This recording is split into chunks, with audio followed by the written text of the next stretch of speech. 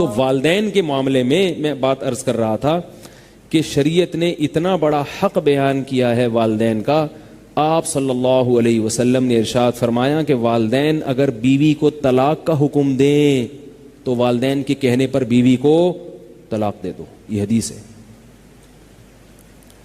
ابو درداء رضی اللہ تعالی عنہ کے پاس ایک شخص آیا, عرض کیا کہ ان ابی یأمرنی ان اطلق زوجتی او کما قال, کہ میرے باپ مجھے حکم دے رہا ہے کہ میں اپنی بیوی کو چھوڑ دوں.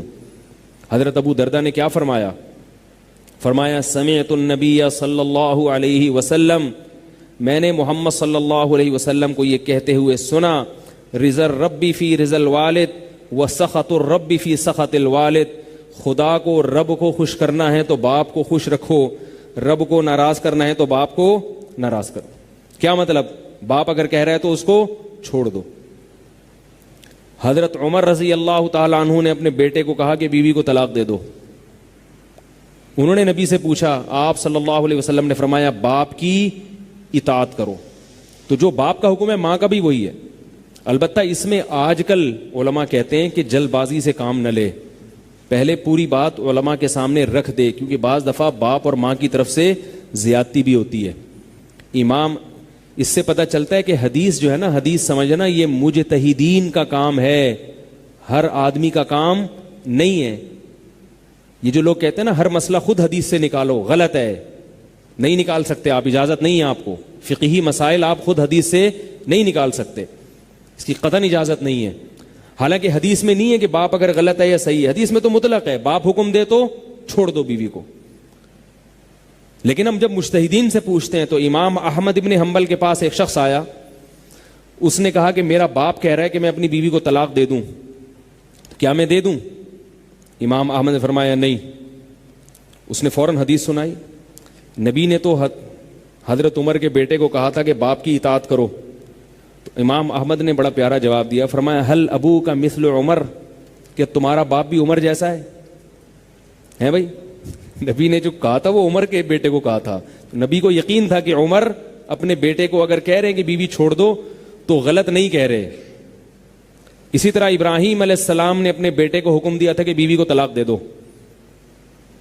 ظاہر ہے ابراہیم علیہ السلام غلط حکم نہیں دے سکتے, لیکن ہمارے اور آپ کے جو ابا ہیں بہت اچھے ہیں, ہم ان کے پاؤں میں پڑے رہیں, مگر کوئی بھروسہ نہیں ہے کس وقت کیا کہہ دیں, کوئی گارنٹی نہیں ہے. اس لیے اگر وہ کسی کو کچھ کہہ دیں تو پہلے علماء کے سامنے بات رکھو کہ حضرت ایسا نہ ہو کہ وہ بے قصور ہو اور خام خامے اس کو آپ جو ہے نا چھوڑ دیں. ہاں کوئی معقول ریزن ہے, وہ ستا رہی ہے باپ کو اور ماں کو, ان میں ایک چیز بہت اہم ہے کہ عورت پر اتنا کم از کم کر لے کہ شوہر کے والدین سے بات تمیز سے کرے. اگر بدتمیزی کرتی ہے تو میں سمجھتا ہوں یہ چیز قابل برداشت, شوہر سے بدتمیزی کر لے قابل برداشت ہے. وہ تو شوہر ہے نا, وہ تقریباً اسی کے لیول کا آدمی ہے, ٹھیک ہے نا, اللہ نے ایک مقام اوپر تو رکھا, مگر بہرحال وہ اس کا شریک حیات ہے. دونوں کے لیول تو تقریباً ایک ہی ہے نا دونوں کا, وہ تو ایک اللہ نے ذمہ دار بنا دیا, بھائی گھر میں اس کی چلے گی. لیکن جو اس کے والدین ہیں وہ قابل عزت ہیں. تو یہ چیزیں جو ہے نا بہت ضروری ہیں. تو والدین کی میں بات کر رہا تھا کہ ہمارا دل چاہتا ہے. اچھا اس سے ایک چھوٹا سا مسئلہ یہ بھی بتا دوں کہ دیکھو نبی صلی اللہ علیہ وسلم نے حضرت عمر کو حکم دیا کہ اپنے بیٹے کو حکم دیا بیوی کو طلاق دو. حضرت ابو بکر نے بھی حکم دیا تھا اپنے بیٹے کو کہ اپنی بیوی کو طلاق دو. اسی طرح ابراہیم علیہ السلام نے حکم دیا اپنے بیٹے کو کہ اپنی بیوی کو طلاق دو. اس سے کیا پتہ, ابو دردہ کے پاس ایک شخص آیا, ابو دردہ رضی اللہ عنہ نے فتویٰ دیا کہ زوجہ کو, حضرت ابو دردہ کا مقام فقہا صحابہ میں فقہا میں ہوتا ہے. اس سے اتنی بات تو پتہ چلتی ہے کہ اسلام میں طلاق اتنی معیوب ہے نہیں جتنی ہمارے معاشرے نے بنا دی ہے. اتنی معیوب نہیں ہے اسلام میں, بری چیز ہے. خود نبی نے فرمایا ان ابغض الحلال الی اللہ طلاق, حلال چیزوں میں سب سے ناپسند اللہ کو کیا لگتی ہے؟ طلاق. مگر ساتھ ساتھ ہے ناپسند, ناپسندیدگی میں اشارہ کر دیا کہ بلا وجہ یہ کام کرنے کا نہیں ہے. بعض لوگوں کو عورتیں بدلنے کا شوق ہوتا ہے. ایک صاحب تھے, انہوں نے ایک بیوی رکھی, پھر طلاق دی, پھر دوسری شادی کی, سمجھ میں نہیں آیا, اس کو چھوڑ دی, تیسری شادی کی, پیسے والے تھے, رشتے مل رہے تھے دھڑا دھڑ, سمجھ میں آیا, پھر چھوڑ دی. اس چیز کو ناپسند کیا شریعت نے. بعض صحابہ سے یہ ثابت ہے, مگر ان میں کیا حکمت ہے, کیا مسئلہ تھی, وہ ایک الگ موضوع ہے. جمہور صحابہ کا یہ موقف نہیں تھا. خود نبی کا صلی اللہ علیہ وسلم کی اپنی سنت یہ نہیں تھی. تو آپ صلی اللہ علیہ وسلم کی اپنی زوجہ سے بعض دفعہ کچھ جھگڑے بھی ہوئے ہیں جیسے میاں بیوی میں ہوتے ہیں. آپ روٹھ کے چلے گئے, 1 مہینے بعد آئے, لیکن آپ نے طلاق نہیں دی. لیکن اتنی معیوب نہیں ہے جتنی ہمارے معاشرے نے بنا لی. یہ غلط ہے, کیونکہ اللہ نے, ہم دیکھو شریعت کو فالو کریں گے تو ہر چیز میں.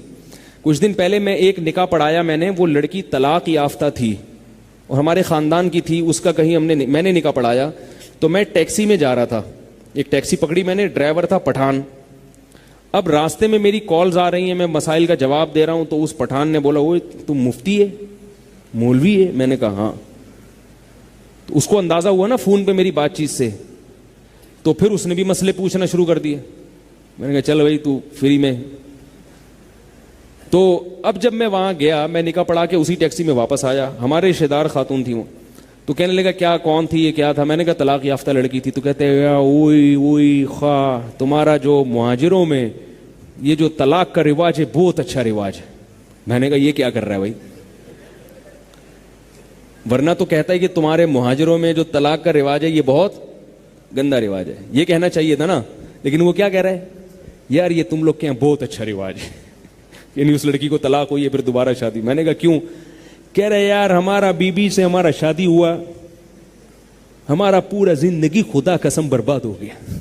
ٹھیک ہے, نہ ہم کو وہ پسند آتا ہے نہ اس کو ہم پسند آتا ہے, سارا زندگی ہمارا برباد ہو گیا یار.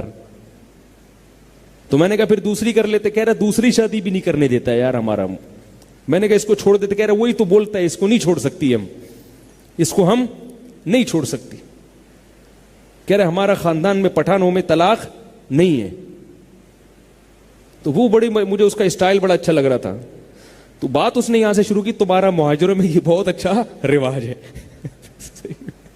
مجھے بڑا تو بھگتا ہوا تھا نا, وہ بھگتا ہوا تھا. اب بھائی چلو استخارے بھی نکال لیے, سب کچھ ہو گیا, پھر بھی میچنگ نہیں ہو رہی, نہیں سمجھ میں آ رہا. سر پھٹولنے سے بہتر نہیں ہے کہ محبت سے علیحدگی اختیار کر لو, بھائی تم کہیں اور کر لو, تم کہیں اور کر لو. نہیں جی ہو گئی تو رشتے آسمانوں پہ بنتے ہیں, ایلفی سے جڑتے ہیں, اور جناب اب وہ الگ ہی نہیں ہو سکتے. وہ سر مار رہے ہیں. پھر لڑکی کے والدین کہتے ہیں کہ طلاق کے بعد ادھر آنے کی اجازت نہیں ہے. یہ بھی غلط ہے. شادی کر دی آپ نے, نہیں بن رہی تو بیٹی سے بولو بیٹا اچھی طرح سے رہو, نہیں ہوتی تو کوئی بات نہیں, گھر کے دروازے کھلے ہوئے. آئی بات سمجھ, خام خام اپریشیٹ نہ کریں کہ وہ نہیں بھی آنا ہو تو آ جائے, پہلے دیکھیں کہ واقعی نہیں بن رہی. ورنہ بعض دفعہ والدین خام خام سپورٹ کرتے ہیں تو اس سے خام خام طلاق ہوتی ہے. یہ اس کو میں اپریشیٹ نہیں کرتا کہ وہ آگے اپنے شوہروں کی شکایت لگا رہی ہے اور آپ سن کے بولے ہاں ہاں جاگے جو نا, اور وہ تو اس کو بولو گھر بسایا اس کو نبھاؤ. جب تک کوئی بہت واضح مسئلہ نہ ہو اور وہ حل کرنے کی کوششوں کے باوجود بھی حل نہیں ہو رہا ہو, اس کے بعد کی بات کر رہا ہوں. کیونکہ میں نے اپنی اس زندگی میں بہت سی عورتوں کو پاگل ہوتے دیکھا ہے.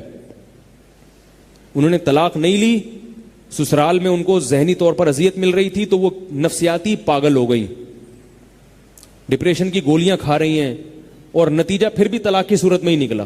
اور بعض دفعہ میاں پاگل ہو گیا, یہ بھی ہوتا ہے. وہ طلاق کیونکہ خاندان معاشرہ برا سمجھتا ہے کہ تم تو 2 نمبر آدمی ہو, تم نے طلاق دے دی بیوی کو, تو نتیجہ کیا نکلتا ہے, وہ نہیں دیتا اپنی عزت بچانے کے لیے کہ معاشرے میں رشتہ داروں میں بدنام نہ ہو جاؤں. صبر کر کر کے بالآخر ایک دن دھماکے کے ساتھ پھٹ جاتا ہے, وہ برین ہیمریج ہو جاتا ہے اس, یا پاگل ہو جاتا ہے. کیونکہ لطیفے جو لوگوں نے بنائے ہوئے ایسے ہی تھوڑی بنائے ہوئے ہیں.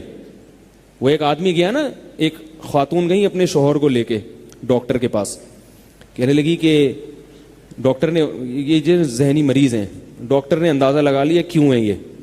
تو ڈاکٹر نے اس کو, خاتون کو ہاتھ میں کہا کہ نیند کی گولیاں ہیں. تو اس نے کہا یہ میں ان کو کس وقت کھلاؤں؟ اس نے کہا یہ آپ نے کھانی ہے.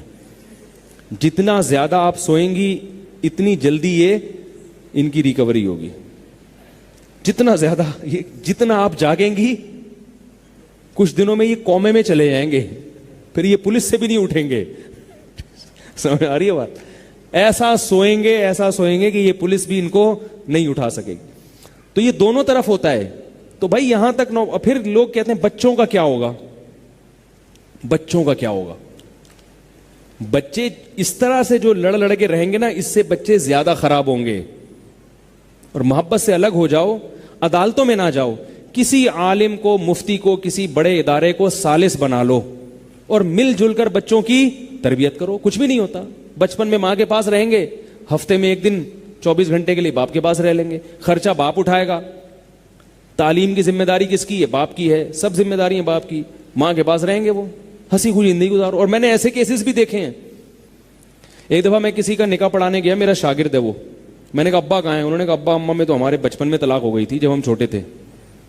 میں نے کہا اچھا, تو آپ اس شادی میں ابا شریک ہوں گے؟ ہاں, وہ دوسرے راستے سے آئیں گے, وہ ادھر سے پہنچیں گے شادی میں.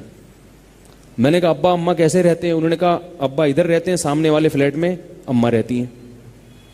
میں نے کہا کیوں؟ کہہ رہے ہیں یار جب ہمارے ابا اماں کا نکاح ہوا نا تو میری والدہ جاب کرتی تھیں, تو میرے والد صاحب کو جاب کرنا پسند نہیں تھا. اس پہ اتنی لڑائیاں ہوئیں کہ دونوں نے آرام سے تمیز سے بیٹھ کے علیحدگی اختیار کر لی کہ بھائی بچوں کی ہم تربیت کرتے رہیں گے, آپ سامنے والے فلیٹ میں رہیں, میں یہ والے فلیٹ. ٹھیک ہے, بچے ادھر بھی جاتے اور ادھر بھی جاتے ہیں, کچھ بھی نہیں ہوتا, کوئی اتنا بڑا مسئلہ نہیں ہے. بلا وجہ نہ کریں کہیں جا کے آپ کہیں گے کچھ بھی نہیں ہو رہا تو چلو بیگم تم جاؤ یہاں سے. یہ تو ناپسندیدہ ہے شریعت میں. میں تو انتہائی آخری وہ بتا رہا ہوں, تو اتنا نہیں ہے جتنا لوگوں نے. اس موضوع پر میں کبھی انشاءاللہ بہت تفصیل سے بات کروں گا, صرف اسی ٹاپک پر کہ اس بارے میں شریعت کی رہنمائی کیا ہے, کیا کرنا چاہیے اور کیا نہیں کرنا چاہیے.